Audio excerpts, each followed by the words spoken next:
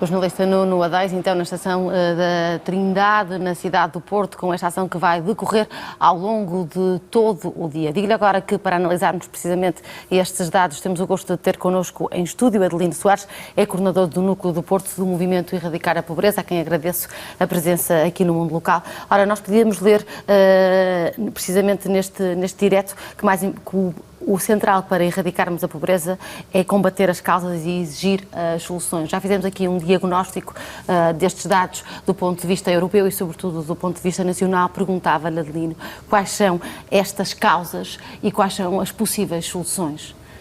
As causas são, sobretudo, a realidade que nós temos constatado na nossa sociedade há um conjunto de anos para cá, e que naturalmente nos vão preocupando no sentido de exatamente levar à criação e ao aparecimento deste tipo de movimento que procura evidenciar a situação que temos da sociedade portuguesa.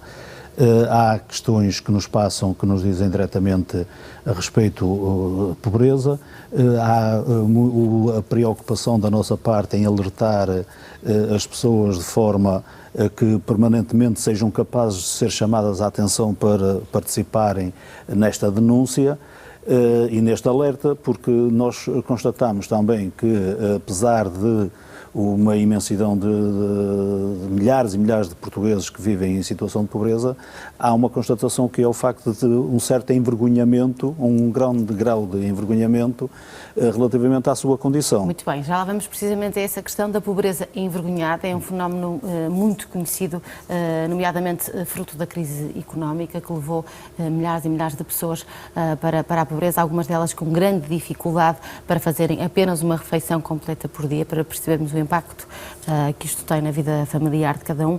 E, curiosamente, esta pobreza relacionada está também muito relacionada com a população ativa, porque cerca de 11%, e foi um dado que também foi ali lançado, da população empregada sofre ou está neste limiar da pobreza. E são provavelmente estes aqueles que têm mais dificuldades também de ajuda, se quisermos. Sim. Nós hoje, por razões que vamos acompanhando relativamente à situação de pobreza, nós não podemos dizer claramente que há situações de fome.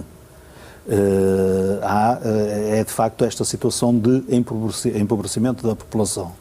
E verifica-se no conjunto de trabalhadores que, mesmo estando no ativo, vivem numa situação de facto de pobreza. Se nós considerarmos que os índices que assinalam o fator de pobreza estão nos 439 euros, basta fazermos as contas. Basta fazer as contas, quem recebe o salário mínimo nacional, o que é que lhe fica depois, com descontos, com tudo, independentemente do encaminhamento dos descontos, mas depois o que é que lhes fica para o seu dia-a-dia, para a sua vida familiar, com todo o tipo de despesas que as pessoas têm.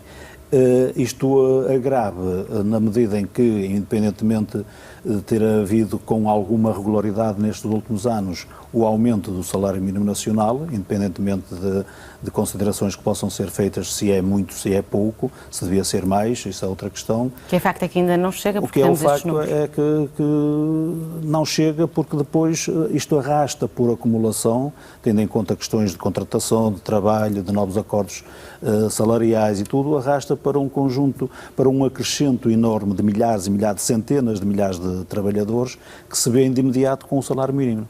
Não é? Na base, tendo em conta que os ordenados depois não há uma atualização, um acompanhamento. Muito bem, gostava também de falar a propósito disso. Parece-me, e corrijam-me se eu estiver errada, que o que nos acontece em Portugal é que temos um cenário de tapa-buracos, como referi há pouco. Não existe propriamente fome, até porque existem, e ainda bem, uma série de movimentos de solidariedade e de ação social que vão permitindo que estas pessoas, de alguma maneira, tenham um apoio, mas depois há alguma dificuldade, e perguntava-lhe se nesse sentido é preciso incentivarmos também a classe política a novas medidas, há alguma dificuldade em conseguir passar para o degrau de cima estas pessoas para que elas se autonomizem do ponto de vista financeiro, no sentido de erradicarmos então esta situação de limiares de pobreza que existimos? É muito difícil avaliar essa situação, porque há muito medo interiorizado nas pessoas. Há muita situação, independentemente de ter havido uma alteração política que pode ser considerada positiva, há 2 anos para cá, mas nós também não podemos considerar que a situação de empobrecimento só foi no governo anterior e com a crise latente. Há uma situação concreta que já vem muito de trás. Certo, até porque podemos avaliar os dados de 2008 para os dados de 2016 e cai ligeiramente a pobreza, claro, mas de uma forma muito pouco significativa, portanto... Exato, os dados do INE atribuíam aqui em 2015 3 milhões de cidadãos na situação de pobreza, hoje está na ordem dos 2 milhões e 600 mil, portanto a diferença não é significativa. Isto há que considerar também, não é só a questão dos baixos salários, naqueles que estão em lei, mas também a situação de muitos trabalhadores que, por razões de medo, por razões de quererem ter que fazer alguma coisa, no seu dia-a-dia, se submetem a ordenados, a pagamentos que não se pode considerar que sejam ordenados, a pagamentos de alguma coisa por trabalharem. O que é preciso fazermos, Adelino? O que é que se pode fazer?